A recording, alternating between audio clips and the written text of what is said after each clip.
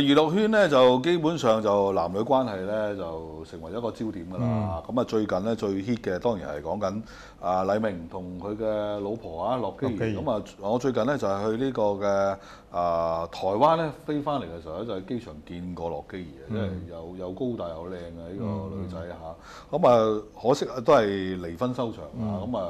嗱，有時即係慘就慘在呢度，娛樂版就係咁啊！佢係10單料咧，9單係流嘅，一單中咗啊！咁就啲人就會因住嗰單咧就信娛樂新聞嘅，即係會係咁樣，即係流嗰啲又唔記得啦。嗱，因為又中啦，咁樣。係啦，即係好多嗰啲嘅即係新聞界咧都會話，其實你睇翻嗱呢一單又啱啦，嗰單又啱㗎啦，咁樣。同嗰啲貼馬嗰啲咪一樣咯，同玄學一樣咯，即係我哋淨係計佢中嗰啲咯。係啦，即係完全一樣嘅情況。咁但係嗱好典型啦，呢一 pair 就表面上我哋即係借題發揮嘅啫，都係啊。表面上就係一個北京大嘅男孩子啊，即係其實佢好似一首歌咩啊？我從北京I'm come from Beijing。係啦，咁即係呢個北京長大嘅價值觀嘅男孩子，咁只不過喺香港發展到事業成功，咁然後同一個即係外國文化嘅女仔即係一齊。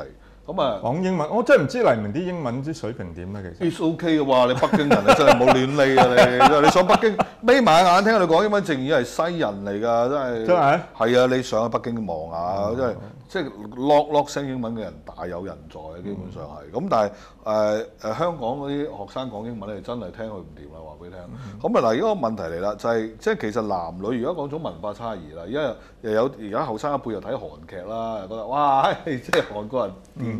就同啲韓人喺度拍拖咧，咁你發覺呢種文化差異會事實上係影響咗男女交往嘅。咁你話喂大則就係話兩個國家兩個地方。嗱，而家你如果個老公係日本人，你自己香港人有。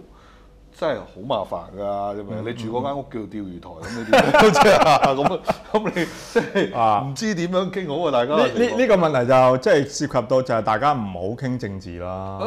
政治你個仔問到咁點啊？釣魚台屬於邊個？係啊，爹哋咁嗰個釣魚台屬於邊個咁？你爹哋話梗係屬於我日本㗎啦。咁我講你阿媽係香港人話咩啊？我哋中國咁啊有排拗。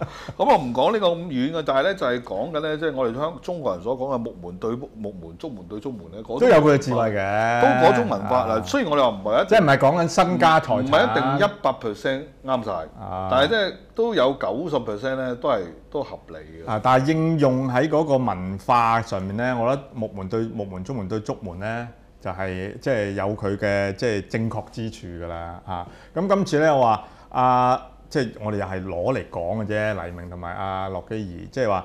其實咧睇到咧，佢哋咧即係譬如樂基兒咧，你睇到佢係好開心、好活潑嘅女仔。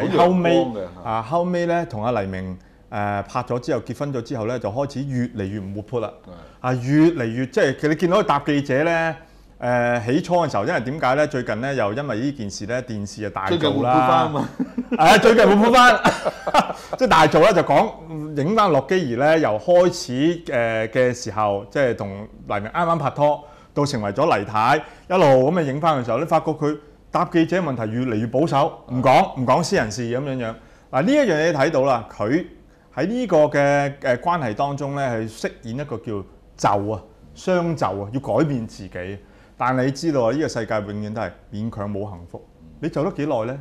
即係一世人流長咁樣樣，嗰個唔係佢本性嚟嘅。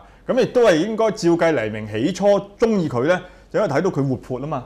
睇到一啲佢有我冇嘅嘢啊嘛，即係好多時情侶之間起初嘅時候咧，點解對方吸引你咧？其實啱啱就係對方有啲嘢佢有你冇，咁你所以吸引。但係點樣相處落咧？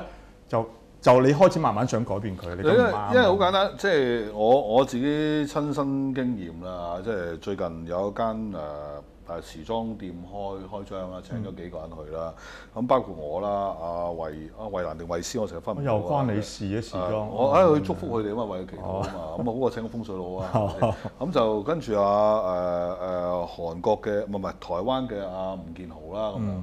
咁我分別同衛蘭定衛詩咧，真係即係阿 Jel， 即係大家打招呼傾偈講廣東話。廣東話嘅時候，佢啲歪音廣東話咁傾偈啦，傾。咁跟住咧。吳建豪入嚟啦，咁我又講普通話同佢打招呼啦。你又發覺，當佢兩個行埋一齊一講英文咧，係兩種人嚟嘅。即係完全你覺得嗰個唔係另一個衛蘭嚟嘅。係啊，佢哋直情係嗰個文化嚟，係直情對到嘴型啊！我呢啲淨係外來人嚟㗎。嗱，個分別真係好大。佢一講英文咧，已經係去翻即係嗰種英文佢哋嗰種口音添啊，仲係咁就大家哇！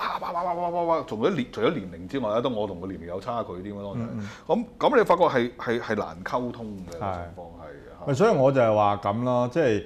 拍拖與婚姻咧，呢個大家喺拍拖嘅時候咧，應該要留意嘅地方嘅，就係話好多時我哋都講過話，你唔好嘗試改變對方啊，諗住我拍拖嘅時候佢係咁，希望結咗婚之後咧，我慢慢模造佢啦咁樣。嗱，呢一個咧就通常又一來唔成功，二來第二對方就算肯就下你，起初嘅時候就下你，就下佢就心生怨言㗎啦，即係個心裡面開始覺得，我娶咗你或者嫁你，我做咩要咁辛苦咧？嗱，今次咧有黎明同洛基兒咧，有啲人話洛基兒好似分明係整蠱黎明咁嘅，即係話你要逼佢埋成角啊！